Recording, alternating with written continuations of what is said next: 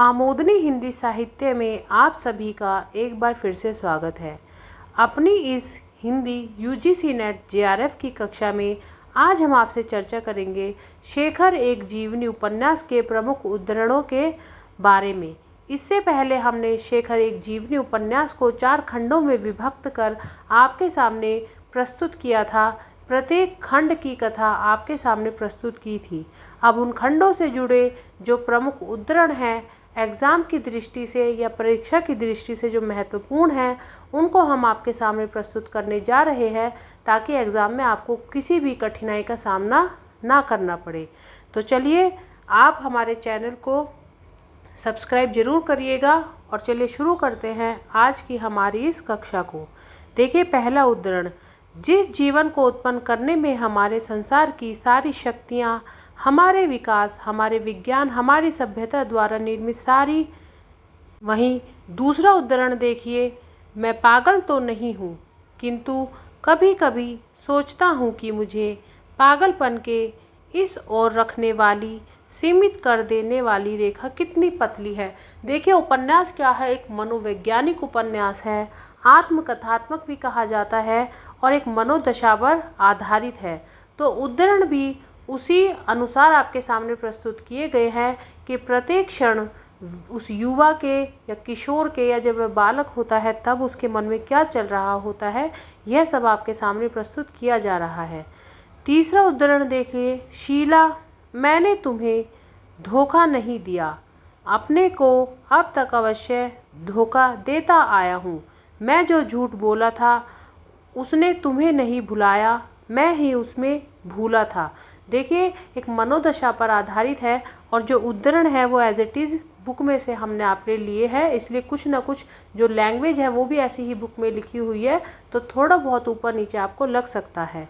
ऐसे ही आगे बढ़ते हुए देखते हैं चौथा उद्धरण, क्या है मेरे जीवन की सिद्धि, क्या है इसकी संपूर्ति? हर झूठ शून्य शून्य शून्य, बल्कि शून्य से भी कम एक ऋण, जिसे मैं पूंजी समझ बैठा हूँ। फांसी की सज़ा हो जाती है, उसके बाद की ये कहानी जो है शुरू होती है इस उपन्यास की। तो सभी जो उद्धरण है, डायलॉग्स हैं, वो उसी अनुसार लिखे हुए हैं। पांचवा देखिए, कोट ओढ़ लेने से ठंड और अधिक लगने लगी है, क्योंकि मनोदशा पर आधारित है। तो देखिए, तब मैंने उसे आधा बिछाया और आधा ओढ़ा और इस विभाजन को पूरा रखने की निरंतर चेष्टा में किसी तरह सबेरा कर दिया। ये देखिए, एक मनोदशा पर आधारित है, तो उद्धरण ही उसी दिशा में जा रहे हैं कि आप समझ लेंगे जब परीक्षा में आपको क्वेश्चन अटेंड करना होगा कि ये कौन से उपन्यास से जुड़ा है। छठा देखिए, ये सब जन्म के समय की बातें, स्वयं उसके अपने मस्तिष्क के अनुलेख तो शायद नहीं है, किंतु वह नहीं कह सकता कि ये उसने कहाँ से पाए, कैसे पाए, पाए भी या नहीं। हमने आपके सामने इतने उद्धरण प्रस्तुत कर दिए हैं कि आप आसानी से समझ जाएंगे कि कौन से उद्धरण पर या किस उपन्यास से संबंधित है, टिक करना है। देखिए, सातवां, लोहे के कड़े बनते हैं तो लोहा भट्टी में पिघला कर एकदम सांचे में ढाल दिया जाता है, किंतु सोने के कड़े बनाने के लिए पहले उसे नरम किया जाता है, फिर उसका तार बनाया जाता है। इस प्रकार बहुत से उद्धरण ऐसे हैं जिनको आप एक एज इट इज़ समझ जाएंगे। कुछ में आपको थोड़ा दिमाग लगाना होगा, क्योंकि जब एग्ज़ाम होता है तो ऐसे उद्धरण ज़्यादा प्रस्तुत किए जाते हैं जिसमें बच्चा कंफ्यूज हो, कन्फ्यूजन क्रिएट होगा, तभी तो एग्ज़ाम का लेवल टफ होगा। आठवां देखिए, वह बड़े मनोयोग से तोते को सिखाने लगा, उसे आदेश मिला था तोते को सीताराम कहना सिखाए, और उसके माता पिता कभी तोते के पास आते कहते पढ़ सीताराम। बच्चे की मनोदशा को उस समय बदलने के लिए, गंभीरता को कम करने के लिए माता पिता ने शेखर को पक्षी ला के दिए थे, तो ये उसका दृश्य है। नौवां है, बालक चला गया, वह उस दिन से वह खेल में कुछ अलग सा रहने लगा, विशेषतः जब फूला उपस्थित होती थी। फूला कौन थी? एक नीच जाति होती थी जो वहाँ पे रहती थी, उनके साथ खेलने के लिए माता पिता ने मना कर दिया था। तब बच्चे के मन में ये बात घर कर गई कि क्यों मना किया, इस कारण क्या हुआ, वो अलग अलग कुछ रहने लगा। उस दिन से वह खेल में कुछ अलग सा रहने लगा कि क्यों मना किया गया। उसके दिमाग में दिन रात यही चलता था। 10वां देखिए, महाराज ने निश्चय किया तीसरी बार खाना पकेगा। तब 2 बज चुके थे। माँ ने कहा 3 बजे चाय तैयार होनी चाहिए और चाय के साथ इत्यादि। महाराज कौन थे? एक रसोइया की ज़रूरत थी, किंतु महाराज भी ऐसे आ जाते थे जो किसी को रसोई में ही नहीं जाने देते थे। तो क्या हुआ कि निश्चय किया कि तीसरी बार खाना पकेगा, क्योंकि सबने क्या कर दिया था, उनके जो खाना था उसको कुपित या खराब कर दिया था, इस कारण।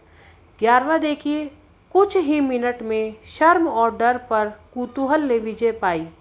पिता और माता की ठठाकर गूंजती हुई हंसी सुनकर वह लौट आया और देखने लगा। उसे देखते ही पिता की हंसी दुगनी हो उठी। और इस प्रकार इसकी जो कहानी है यह आगे बढ़ती है। देखिए 12वां उद्धरण है आपके सामने। मास्टर साहब जॉन गैस नामक एक अमेरिकन थे और शेखर उन्हें सदा मिस्टर गैस कहता था। आज यह देखकर कि मास्टर साहब के आने से उसके मनोरंजन में विघ्न पड़ा है, उसे मास्टर साहब पर क्रोध आया। देखिए मास्टर साहब आप जानते हैं, हमने आपको पढ़ाया था कि कौन थे, मिस्टर गैस थे, जो उसे पढ़ाने आते थे, उनके ऊपर वह पोम बनाता था और जिसके कारण क्या था, घर में उसकी पिटाई होती थी, क्योंकि वो क्या कर देता था, उनका मनोरंजन या उनका मजाक उड़ा देता था। 13वां देखिए, भाई ने बताया सिख सिपाही भी अंग्रेज़ों की ओर से लड़ रहे हैं। अंग्रेज़ भारत में राज्य करते हैं, इसीलिए भारतीय सिपाही उनकी तरफ से लड़ने भेजे जाते हैं। यहाँ पे वो हरिश्चंद्र का नाटक देख के आता है तो उसका प्रभाव उस पर पड़ने लगता है, उसकी स्टोरी है।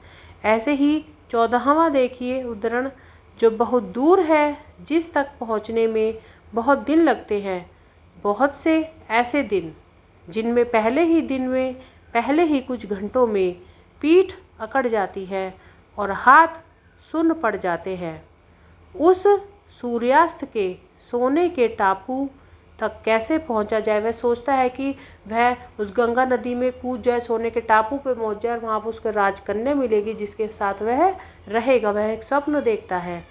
15वां देखिए, पिता आवेश में आताताई थे, माँ आवेश की कमी के कारण निर्दय।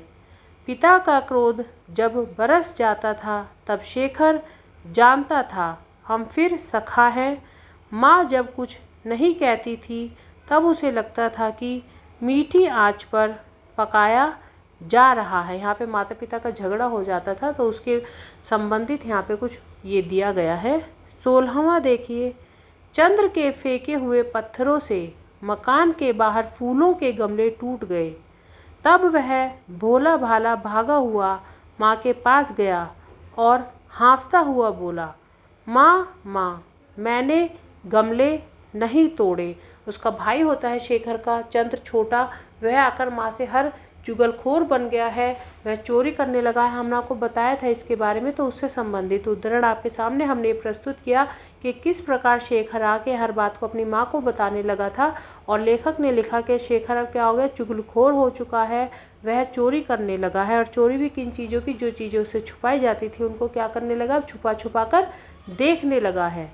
सरस्वती खड़ी थी, यद्यपि उधर नहीं देख रही थी, और अंगारा इंद्र के इतना पास था कि चंद्र के इतना पास था कि 18वां देखिए, उसे पढ़कर उसने देखा उसके रोने का यही कारण है।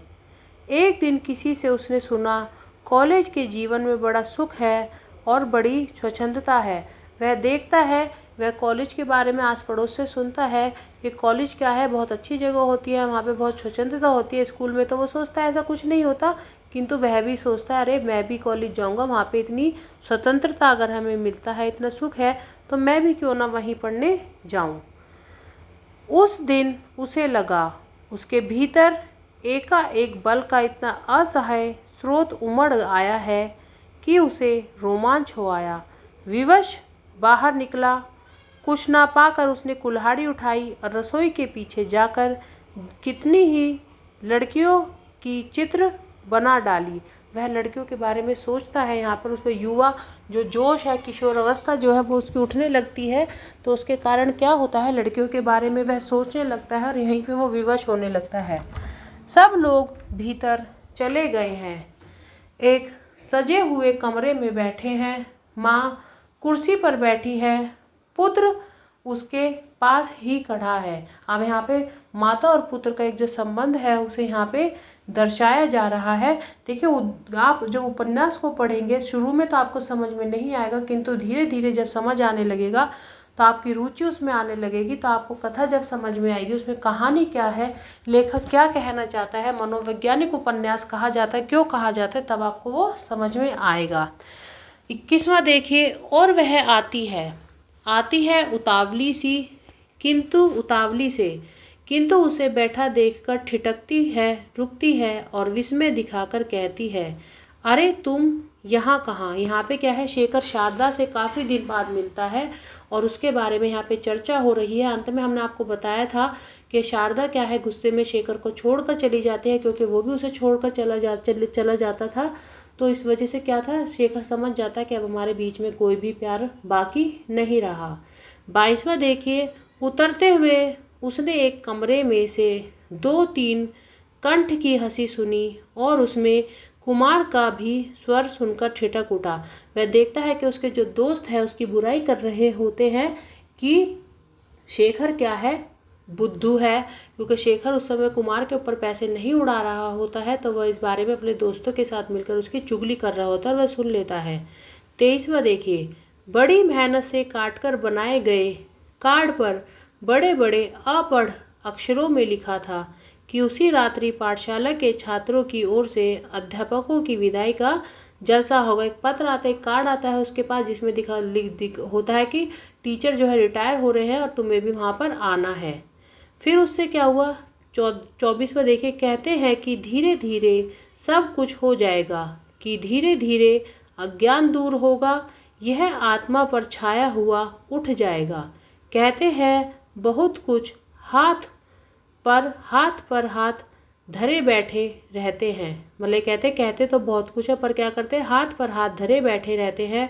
प्रतीक्षा के युग बीत जाते हैं और कुछ नहीं। 25वां उद्धरण आगे देखिए, वह उसी दम क्लास से उठकर बाहर चला गया। 2-3 घंटे बाहर भटकता रहा और अंत में मानो अभिभूत सा होकर समुद्र की ओर चल पड़ा।